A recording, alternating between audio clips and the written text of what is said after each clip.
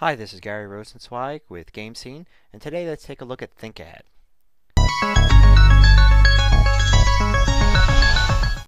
So Think Ahead is a numbers game, and it's a two-person game, so the second player here is the computer. Now, this game dates back to some pencil and paper type games, and there have been some other computer games that have been kind of similar. Um, I've always been fascinated by different game designs. This is certainly a very interesting two-player game design.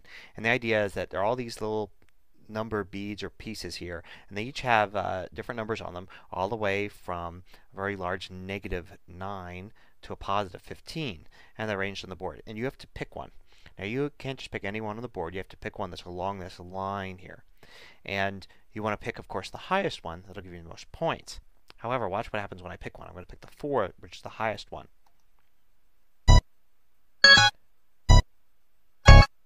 So what happened there was I picked the 4, and this horizontal line that I get to pick along, that changed to a vertical line that matched where the 4 was.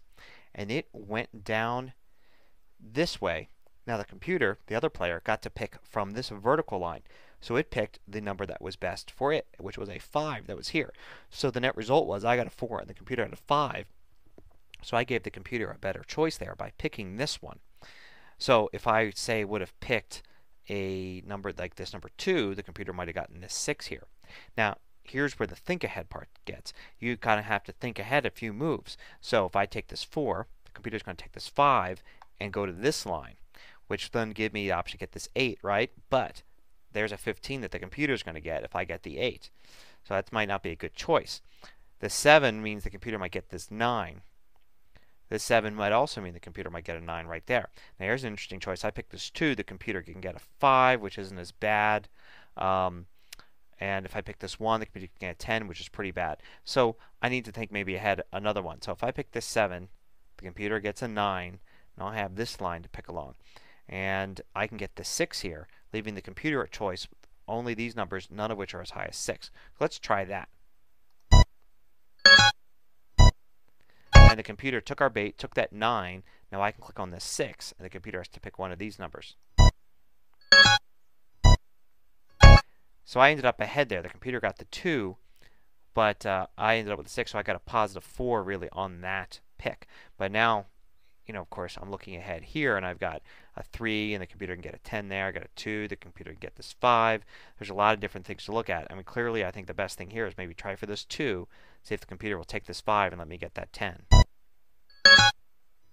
And it did. So I get this 10 now. Now the computer picked that 3 and stuck me with a bad choice. Remember, the computer is thinking ahead as well. So sometimes you think you're really clever getting one move ahead of it, and it'll actually be a move ahead of you. Now, some other features of this game are a little bit of text at the bottom. I was always fascinated with some early games where, like on the Apple II and the TRS-80, where the computer actually had a little personality and had a little piece of text telling you what it thought. So the computer is a little bit cranky and snide here at the bottom.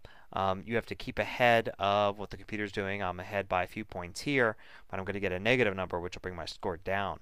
And then you also have to think towards the end of the game. The game can end when all the pieces are gone, or when you make a move that then brings the line to a position that there's no more pieces left, which is very possible and easy to do towards the end of the game. So you can kind of maneuver yourself into winning, even if there's a few numbers on the board. So there's a lot of strategy, a lot of math in this game. It's very interesting to me. It's certainly very addictive. The games are quick to play. Sometimes you think you're about to win, and in the end the computer ends up jumping ahead of you. Sometimes it's the opposite. You end up beating the computer even though you weren't ahead until the very end. So check it out. It's Think Ahead, and it can be found at GameScene.com.